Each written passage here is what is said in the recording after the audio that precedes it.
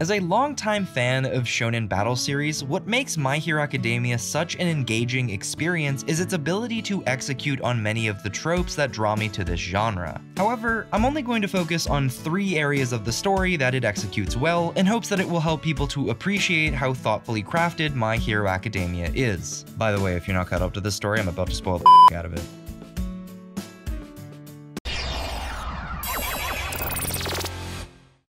The first idea we're going to discuss is the series' approach to power progression. When observing quirks, the first thing to recognize about them is how each one comes with a unique physical limitation. For example, a character could get a stomach ache or just go brain dead, or, you know, more brain dead. These limitations are great because they give the audience an easily digestible understanding of the consequences of overusing quirks and why powerful ones can't just be spammed. But these limitations also give the characters a realistic trajectory for growth. My personal favorite example being Momo. Nah, I meant Best Girl. Momo's creation quirk has numerous weaknesses. Her body needs to be exposed for her quirk to work, which leaves her vulnerable with little defenses. This also makes it difficult for her to hide her creations, allowing her opponent to see where and what she's creating, making her attacks easy to read and causing her to struggle in 1v1 environments. However, in the joint training arc, Momo was shown adding a cape to her costume, allowing her to creatively work around these weaknesses. Since her cape doesn't wrap around her body, it doesn't prevent use of her quirk. It also hides what she's creating, making her less readable and making it unclear to opponents where she's vulnerable. Even if her opponents steal her cape, she can just make another cape. I mean, superhero capes have been around since the start, but here it's being used not just as a neat accessory, but as a practical extension of her fighting style. Feel free to leave your comments as to why Momo isn't Best Girl down below, and I will make sure to delete those comments. But something I would like to highlight is how minor of a power-up this is. In My Hero Academia, growth is incredibly slow and steady, allowing characters to keep up with the protagonist, allowing them to meaningfully contribute to the action, and remain relevant in the story. It also has the added benefit of getting to see power-ups more frequently and creating a constant sense of progression for the whole cast. Speaking of the cast. Now, while MHA's cast can sometimes spoil the pacing since they take away focus from Deku, their screen time is usually brief, and Horikoshi needs to keep them relevant in order for them to be important players later on. However, I want to focus on how Horikoshi prevents these brief moments of development from feeling too isolated from the overarching story. First off, characters often inspire each other's growth, like how Ida influenced shoot style or how Mina's breakdancing helped Deku to combo. But most importantly, is that growth has a tangible ripple effect on the story. When Deku helped Todoroki, Todoroki was able to help Momo, since the Todoroki of the past was much more independent. This helped Momo to regain her confidence, and with regained confidence, she was able to act in a moment of fear and help the heroes find Bakugo. This creates a logical through line for the events in the story, and on some level, makes it feel like the plot is actually being moved by the characters. It makes everyone an active participant in the story, and with so many characters with different positions in the world, we have lots of moving parts that can affect each other in unexpected ways. So now let's transition into those arcs.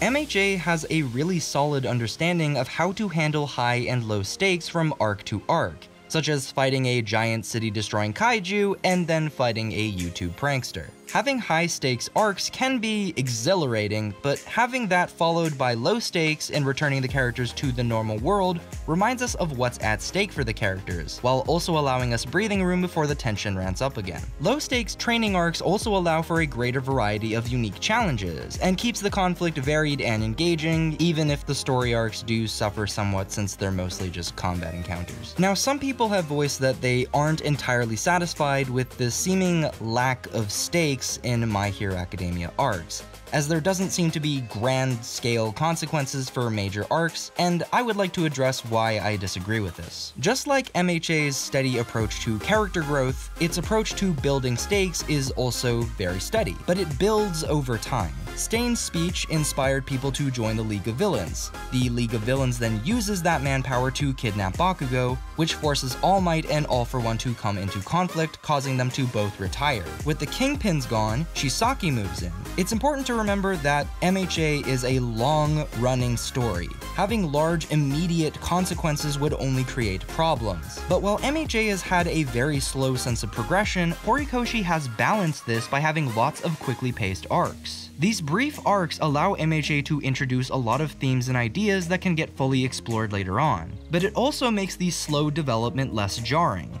Deku taking 2 seasons to figure out how to control his power sounds frustrating on paper, but having a fun training, invasion, and tournament arc with stakes built around Deku using his power creatively makes the journey feel exciting and earned. These low stakes also allow the characters more opportunities to fail, which I consider to be an important theme in My Hero Academia. The importance of learning and growing from failure. All the students experience some form of failure in My Hero Academia, and it's actually an idea that is explored in its first arc. These students are left almost paralyzed and helpless despite making it into an acclaimed school. Even earlier than the invasion, Bakugo and Ida also experience some form of failure. They're shown how much they have to learn, and even Shigaraki learns from this experience. They are still students, and failure helps to humble them to the setting and mature them into proper heroes. There's more I'd like to talk about, but I think I'm gonna save myself some content for future videos. As a longtime shonen fan, I've seen how certain battle series have muddied people's opinions of the genre. So seeing MHA exemplify so much of what this genre does well is something I find worth celebrating. Sure, not everything in MHA is entirely new, Bakugo is not the first asshole rival, but the point is that MHA